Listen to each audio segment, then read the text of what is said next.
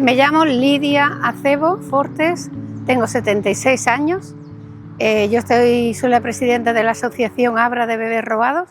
Tengo 2 bebés robados, uno del 67 y otra del 82. Digo otra o otro porque eran mellizos. Entonces tengo una que es niña y lo otro no sé qué es lo que salió.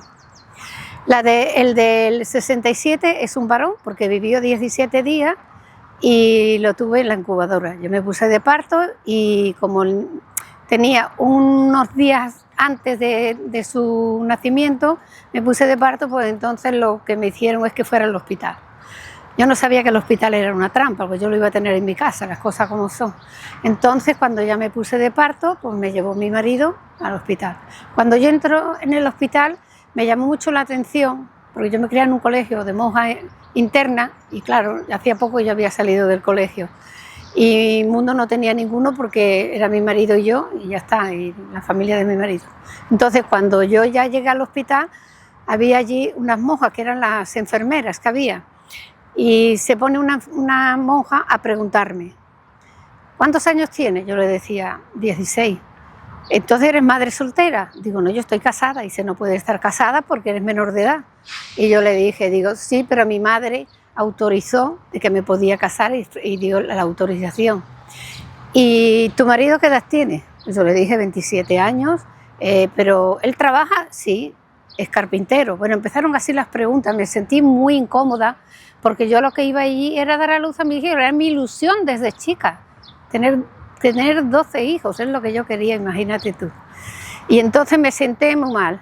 Entonces, nada, pues me llevaron a la sala de paritorio, luego ya me pasaron a los quirófanos y di a luz. Cuando yo llego me llevan al dormitorio, yo no veía el dormitorio, no recuerdo el dormitorio. Yo sé que oía llorar niños, pero no recuerdo nada más que mi marido estaba sentado aquí y me preguntó, yo le pregunté, me desperté, que estaba en la cama, y le digo, ¿qué es lo que he tenido? Me dice, un niño, Lidia. Digo, ¿dónde está? Dice, el niño está en la incubadora. Digo, ¿pero por qué? Dice, Lidia, porque venía prematuro y lo han tenido que poner en la incubadora. No te preocupes, que el niño está bien, no nos han dicho que tiene mal ninguno, que el niño está sano. Lo único que como tiene menos peso, tiene que estar en la incubadora para recuperarse. Hombre, yo como normal y madre, pues me puse a llorar. Yo no me pude levantar de la cama hasta que no pasaron 2 días, porque tenía una ciática, porque yo me caí a los 15 años desde casarme, me caí en un resbalón y me lastimé la columna. Y ahora en el embarazo fueron muchos problemas. Entonces, cuando el día que iba a salir, ya como pude, me levanté arrastrando los pies y fui a ver al niño. Allí se veían los niños que estaban en la incubadora por unos cristales. Era una ventanal así grande que ellos estaban dentro, más alto, y te levantaban el niño y te lo enseñaba. Yo cuando lo vi, el niño estaba llorando mucho, pataleando, con mucho genio. No era un niño que estuviera así, no. El niño tenía una vitalidad tremenda. Yo lloraba a la par que lloraba él. Entonces mi marido me decía, no llores, que verás cómo pronto lo llevaremos para casa. Entonces cuando llegamos a casa, planificamos a ver cómo podíamos hacer lo de la visita del niño. Entonces cuando él quedó, como él trabajaba por cuenta, él era carpintero, pues trabajaba y por cuenta calculaba que sobre las 7 de la tarde o 6:30 o las 7, él tenía que estar en el hospital para ver al médico, y que era la visita, una por la tarde y otra por la mañana. Entonces él podía ir por la tarde, por la mañana no, que estaba trabajando. Y yo no podía ir porque había nada más que un taxi en el pueblo en aquella fecha, ahora ya hay un 100, pero antes no. Y una comunicación que era un autobús que había nada más. Entonces cuando ya mi marido y yo quedamos en que yo llamara todos los días por la mañana, yo abría una tienda al lado que se abría a las 8 de la mañana, yo llamaba por teléfono a la sala de la incubadora y me decían cómo el niño estaba. Nunca nos dijeron que el niño iba para atrás, al revés, el niño está bien, está estable, y cada vez iba evolucionando y estábamos pues tranquilos los dos en esa situación. Y llegó el día 17 días que llevaba en la incubadora. Entonces yo esa noche me desperté llorando, desesperada. Y mi marido, ¿qué te pasa? ¿Qué te pasa? Digo, algo está pasando con el niño. Dice, Lidia, ¿qué va a pasar con el niño? Si me dijeron ayer que estaba muy bien, que ya mismo le iban a dar el alta. ¿Por qué eres así? Digo, porque algo está pasando con mi hijo, algo está pasando con mi hijo. Y entonces, pues no me podía ir, no podía salir a las 6 de la mañana, ni a las 5 ni a las 4 para ir al hospital porque no te iban a abrir ni te iban a dejar, ni aunque fuera, como no sea la hora de cita y tú tuvieras el pase. Pues nada, mi marido se fue a trabajar a las 7 de la mañana, yo a las 8 fui a la tienda a preguntar por teléfono y entonces me decía la de la incubadora que el niño estaba bien, que estaba como todos los días, que el niño estaba bien, y yo le insistía, pero no me convencía. Entonces yo estuve esperando hasta que llegó mi marido por la tarde, y cuando llega mi marido por la tarde, entonces le pregunté, pero él nada más, que era de noche porque era en febrero, ya era de noche. En cuanto entró en casa se quitó el casco y yo cuando le vi la cara la tenía blanca, blanca, y él era muy moreno y la cara súper triste. Entonces eso me dio a mí la sensación, lo que yo pensaba, que algo estaba pasando. Entonces le digo, ¿y el niño? Me dice, el niño ha muerto. Digo, ¿pero cómo ha muerto? Si ayer te dijeron que ya mismo te lo iban a dar. Dice, ¿cuándo te han dicho, tú has firmado algo? Me decía, no. Digo, ¿cuándo te han dicho que ha muerto? Dice, que ayer. Digo, si anoche lo viste tú, te dijeron que el niño ya no lo iban a dar, ¿cómo se va a morir ayer? Si ayer estaba estupendamente cuando tú saliste de allí de noche. Pues nada, entonces empezamos los dos a llorar y pensamos los dos al mismo tiempo, el niño nos lo han quitado. Y el niño nos lo han quitado y nosotros nos quedamos con que el niño no lo habían quitado. Entonces, pues lloramos mucho, como es lógico. Al día siguiente tenía que ir al enterramiento. Mi marido era carpintero y él trabajó mucho en la carpintería de su padre, haciendo las cunitas, los ataúdes, los muebles, todo lo que hacía. Y las cajitas de los bebés eran de madera de chopo. Esa madera no pesa nada, es como si fueran las maderas de los tomates. Esa madera no pesa nada. Entonces él sabía lo que pesa una caja.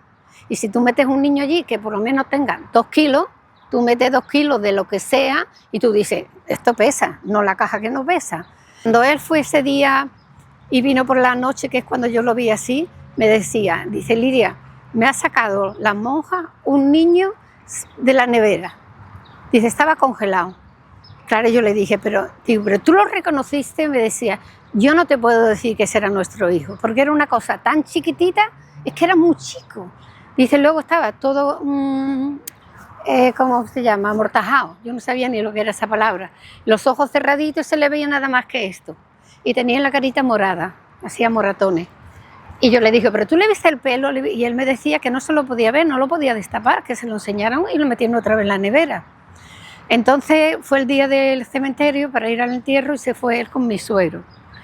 Y cuando enterraron ya al niño, él cogió la caja, se la dieron para que la llevara desde el hospital al cementerio. Y cuando ya llegó al cementerio para enterrarlo, él veía que la caja no pesaba nada. Y cuando vino me dijo, la caja no pesaba nada, Lidia, te lo juro, no pesaba nada. Yo juraría que la caja iba vacía. Y yo mi insistencia, que ¿por qué no la abriste? ¿Y por qué no la abriste? Que no la podemos abrir, Lidia, no podemos abrir, esas cosas no te las dejan abrir, no te dejan abrirlas. Entonces lo enterraron en una fosa común. Las fosas comunes, eso era prohibido. Primero, porque no puedes enterrar tú a una persona que ha vivido más de 24 horas. Eso eran para los prematuros, para los niños que morían antes de las 24 horas, o para las amputaciones de brazos, de piernas, de desecho de órganos. Para eso estaba esa fosa común. Pero para un niño que ha vivido 17 días, ya es un niño. Eso ya no es un feto. Allí lo enterraron. Entonces yo me enfadé mucho que por qué lo habían metido en ese sitio. Entonces ya cuando ya vinimos, pues nada, seguíamos con lo nuestro, nos lo han quitado y no había quien nos cambiara ya de idea. Pero claro, no podíamos denunciar. ¿Tú cómo vas a denunciar a un hospital que te han quitado un hijo?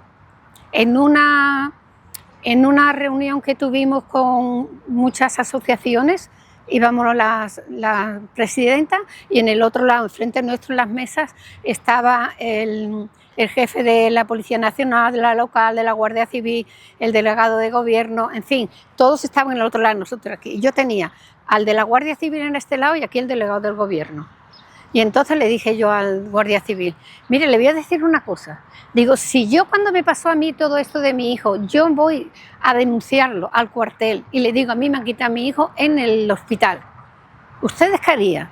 Yo le voy a decir, digo, o me atiborrarían a pastillas porque yo no iba a ser capaz de superar esto, o me meterían en la cárcel. Y ese señor me dijo así, efectivamente. Yo era muy joven, pero no era tonta. La cuestión que nada, pues ya nos quedamos con eso y lo nuestro. Salgo de mi casa y me dice una vecina, Lidia, ¿qué pasó con tu hijo? Que se ha muerto, ¿no? Yo le dije, no, mi hijo me lo han robado. Y me decía, ¿tú estás loca? ¿Cómo vas a decir que un médico en un hospital te roban? ¿Tú estás loca? Tú no digas eso. Entonces eso me hizo hacer mutis, callar. Ni casi todas mis hermanas no sabían eso. Algunas sabían, pero poco. Porque no queríamos decirlo, porque a mí me daba vergüenza. Vergüenza que qué poco valor tenía yo para que a mí me quitaran mi hijo, aunque tuviera 16 años. Yo podía criarlo igual que con 32 crié a la más chica. A mí no me tenían que decir nada, eso hay que hacer, eso hay que hacer. Yo llevaba en mi casa y lo llevaba todo. Bueno, pues eso para mí me llevó. Yo tuve un sentido de culpabilidad tan grande, que cuando yo me acordaba de eso lloraba muchísimo. Porque yo decía, ¿cómo es posible? ¿Por qué no me moví antes? ¿Cómo es posible? ¿Por qué no esto? ¿Y cómo es posible si yo hubiera hecho, Y eso me mataba. A mí eso se me ha ido quitando con los años ya, después de todo esto, porque reconoces que no tienes culpa, pero no te quita la cosa de por qué no lo has hecho. ¿Por qué? ¿Sabes? Pues nada, todo fue así, se enterró y nos quedamos así. Entonces, cuando fue pasando el tiempo, y ya tuve otros hijos, y cuando tuve, con 32 años, a la quinta hija, yo tenía soplo de corazón, y con el soplo de corazón yo me daban, cuando iba a dar a luz, los ginecólogos no me dormían, porque era peligroso. Entonces, este ginecólogo, esto fue en el Sagrado Corazón, la de la última, que no fue en el Hospital Central ni en el Sagrado Corazón.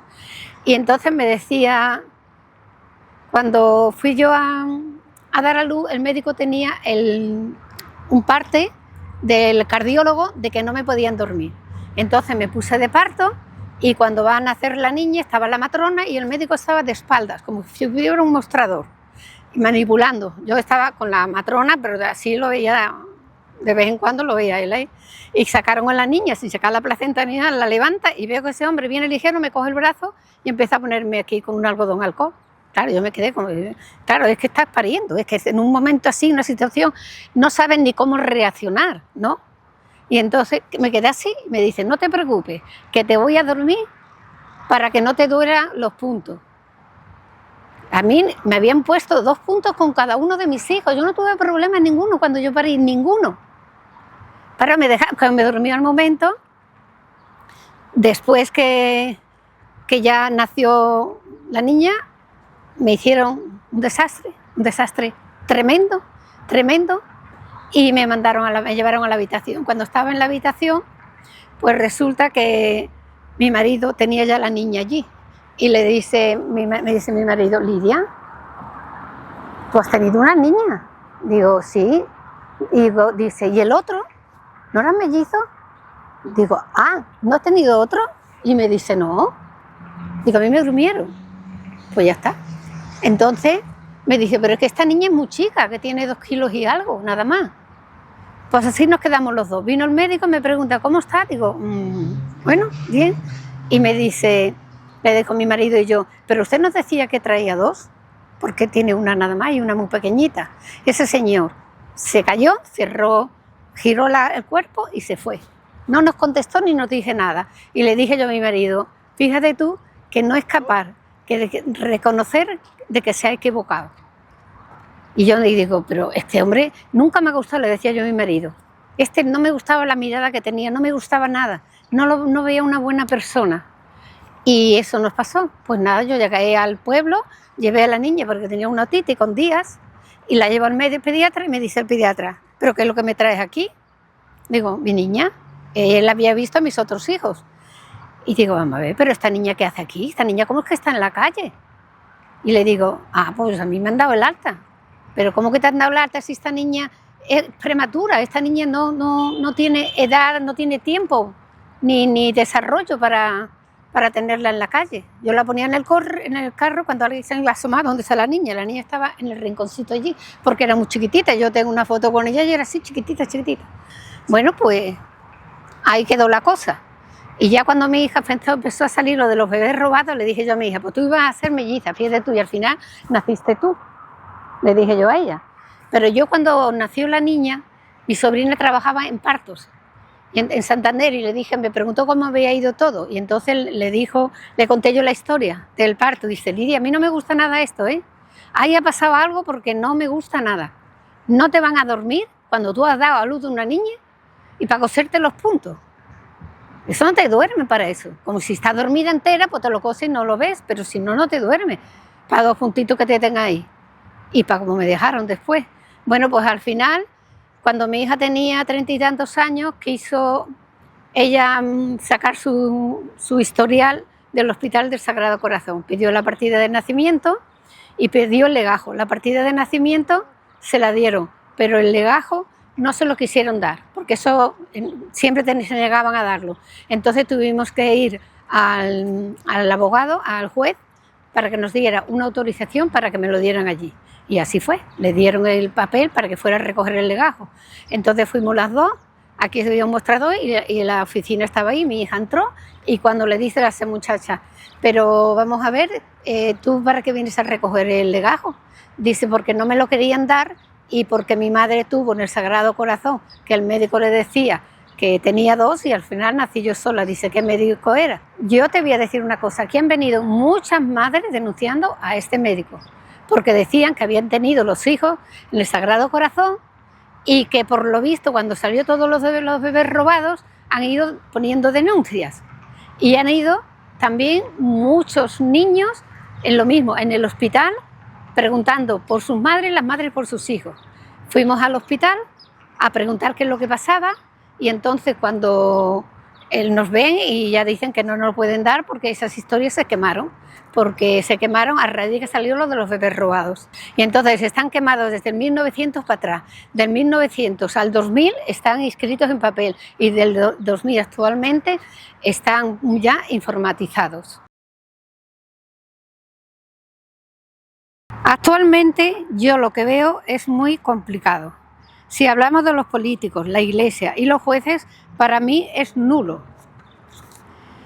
No hemos conseguido nada, no podemos acceder a las historias. Siempre nos dicen que se han quemado o que ha habido una ría. Nos mienten, difícil llegar a un acuerdo. Los hijos adoptados irregulares o bebés robados, ni todos fueron felices, ni todos fueron dados en adopciones a personas con dinero. Tenemos documentaciones reales y nos cierran los casos, enfermedades que no existen, varios fallecimientos de un mismo niño. Firman fallecimientos médicos que ni siquiera estaban en Sevilla, que eran de Barcelona y nunca habían estado en Sevilla. La ayuda que necesita la familia, que nos escuchen. Primero, porque nunca nos escuchen, que se pongan en nuestra situación, que tampoco se pone, que exista un ADN fiable al 100%, con gente que no tenga ninguna implicación en ello. Necesitamos justicia, necesitamos a nuestros hijos deseados. Estamos cansados de tanta espera, pedimos justicia y reparación. Todos abusaron de nosotros, violaron nuestra intimidad, lo más profundo e íntimo de una madre, sus hijos. Todo es muy cruel. Me siguen llamando con mucha frecuencia hijos y madres para ver cómo los puedo ayudar. Se me parte el alma.